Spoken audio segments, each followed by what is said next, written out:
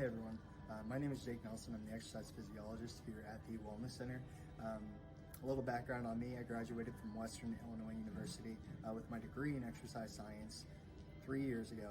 Since then, I've worked for a chiropractor with a team of nurse practitioners where I specialized in rehabilitation. I worked with a few hundred patients throughout the 2 years that I worked there. I worked in tandem here at the Wellness Center in personal training, and then most recently this past year, I've become our exercise physiologist. Today we're going to talk about ergonomics and the importance of ergonomics and the exercises to prevent workplace issues. When people typically think of workplace ergonomics, they think of strengthening exercises and stretching exercises to prevent injury over time. What that means basically, if you're a welder, a construction worker, you're a lot more likely to injure yourself or your rotator cuff. So you'd want to do strengthening exercises to prevent that, and stretching exercises to help prevent muscle imbalances that lead to those injuries over time. Those things are pretty easy to measure. What's not so easy to measure is the little things that you do every day that give you low back pain, hip pain, and knee pain caused by inactivity. So a lot of people that work at the desk or sit down the majority of their day, different muscles get tight, different muscles weaken over time. Over years and years and years, this leads to chronic pain, which leads to arthritic issues that lead to replacements. So this is a lot harder to measure how important these things are. So I want you guys to do these exercises so you can see for yourself how much better you feel. Along with that, another factor of these exercises, they'll probably burn close to 100 calories per day. That may not seem like much, but if you do that 5 times a week, that's about 2,500 calories per month, which is almost a pound of weight that you would be burning just by doing these 10-minute workouts. A pound per month basically gets rid of any of the weight gain that most older adults face as they get older. So this is a preventative factor to keep you more fit as you age. On the final note of why these are important and to get you guys to do these, when you exercise in the morning, it releases dopamine and norepinephrine. Those are two chemicals in your brain that speed up your day, so your day goes by faster. They also make you a lot more happy. So when you do them in the morning, you're going to go into work with the right mindset. Now, along with these ergonomic videos, we're going to be going through some diaphragmatic breathing, some breathing exercises to help those of you who are stressed at work. These are also very important. I know that I say things that I don't really mean all the time. These breathing exercises are designed to make you pause, stop, think about what you're going to say and how you're going to react to a situation. It calms down your brain. It releases the opposite type of neurotransmitters, which calm you down and allow you to work together with your team in a more meaningful and cohesive way. To start off with these lower body exercises, first we have to relieve all the tension in your lower body. Traditionally, the past 40 years, this has been done through stretching. Nowadays, most people opt for a foam roller or a massage gun. Reason being, stretching doesn't actually move your muscles any longer. Stretching just tells your brain to relax those muscles so they have a little bit range of motion. Foam rolling and massage gunning do the exact same thing, except they have the added benefit of warming the tissue up. That's very important. You don't want to stretch a cold PCP pipe or try and bend it. It's just going to snap. It becomes more brittle. So foam rolling and massage gunning have the added benefit of warming the tissue up. Now, not everybody is going to have a massage gun, so we're going to show you how to do this. Foam rolling can be difficult, so if you can't foam roll, I would invest in a massage gun. It will take me no time at all to convince you that you probably need one in your house anyway, so why not have one at home?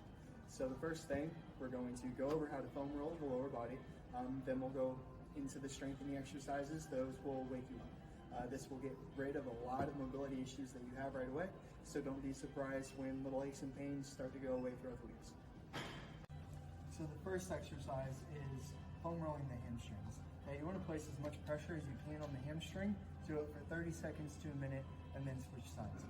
This will take some degree of upper body strength to do, which is why a lot of you will probably opt for using the massage gun. Then you can twist your femur to the right and work the lateral portion of your hamstring, or turn it in and work the inside. Find where it's tight or where it's sensitive and try and rub it out for a few minutes. This will immediately relieve any tension in the hamstrings and improve your range of motion. If you're someone that wears high heels a lot or suffers from plantar fasciitis, this one you will definitely want to keep in your back pocket. We're going to foam roll the calves, which are covered in the same fascia that go all the way to your hamstrings. So after foam rolling your calves and your hamstrings, a lot of the pressure in the bottom of your foot is going to relax and a lot of that pain is going to go away. Once again, you want to put as much weight as you can, lifting yourself, turning your foot to hit both heads of both muscles. As you can see, mine are a little tight, which is why I'm stumbling over my words. The next exercise is for your adductors. Your adductors are chronically tight, especially if you don't work out. That's the inside portion of your leg. This one might be pretty sensitive at first, so maybe don't put all of your weight on these right away. If you're somebody that exercises a lot and your knees cave in when you squat, these muscles are probably very tight. So doing this at the beginning of your day will really loosen your hip sockets up and allow you to get better range of motion for all of our next exercises. So you want to twist your leg out and dig into your groin. Spin about 30 seconds and then switch sides. Now this is a massage gun tool. When you use a massage gun, you want to turn it at the highest setting that you can tolerate comfortably. It will be a little bit uncomfortable, especially if it's tight. Now, over the course of several weeks, your muscles aren't going to be tight anymore, so you can spend less time doing this. But to go over the same three things we just went over with the foam roller, you turn this on. This one's really loud, so I'm not going to. But you rub here to get your hamstrings, and then take a seat here and here, inside and outside, on your calves, and then dig in to your adductors. After you get done, go ahead and practice the squat. Feel how much better and more loose you feel. This is really going to change your life, and that's my sales pitch for this. This first exercise I'm going to show you is called a butterfly exercise. We have bands for you guys. You'll put this on over your feet, through the loops. For any band exercise that you do that's supposed to be around your knees, you want it right above your knees.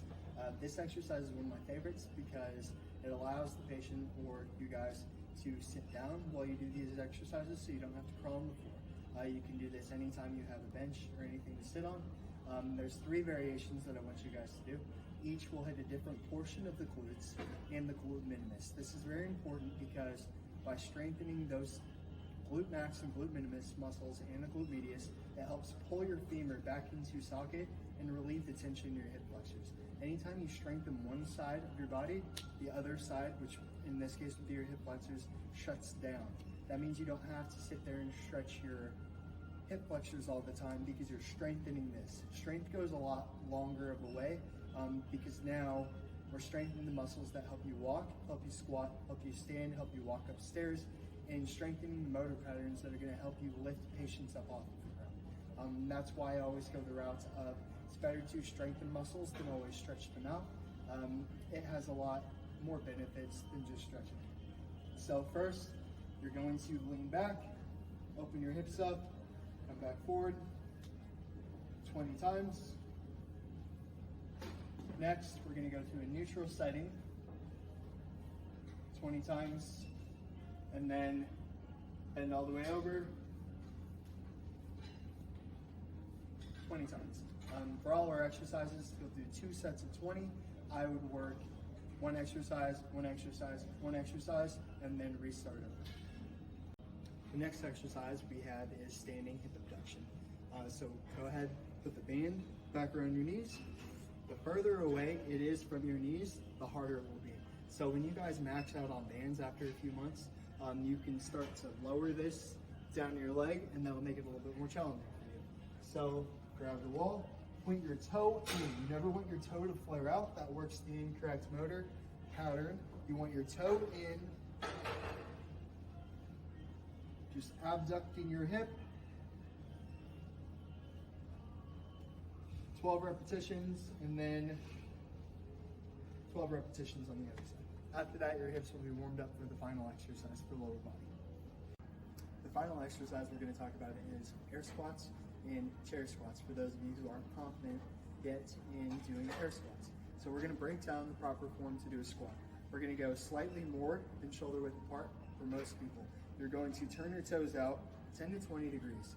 Next up, you're going to grab the floor with your feet. What I mean by that is imagine you have talons and you're taking them into the ground. That flexes your foot. The stronger your feet get, the better your arch is going to get, and the less plantar fasciitis issues you're going to get down the road. That also externally rotates your hips, which opens up your hip socket so you can get further, and keeps your knees in line with your toe. So grab the floor, screw your feet into the ground. Next up, you're going to push your hips back, not just bending your knees. So push your hips back. You will bend over a little bit, come down, and then come back up. Hips back, come back up. The whole time whenever I'm doing a squat, I'm telling myself two things. Keep your hips open and keep your hips back. This places the demand on your glutes and your hamstrings, and you're gonna get a lot stronger over time. If you have knee pain, that's gonna take a lot of the pressure off your knees because now you're using all the correct muscles. For those of you who aren't comfortable with their squats yet, we're going to practice chair squats though. Same rules apply. Get spread out, grab the floor with your feet, externally rotate your hips by screwing your feet into the ground. Sit back as far as you can onto the chair, and then come back up with your butt. Back, come back up. When you do this, you don't want to sit all the way down and sway back. You want to pause with about 60% of your body weight and then drive your glutes back and forth. At the beginning, it might look a lot like this, but over time, you'll master this 60% and then be on your way to air squatting.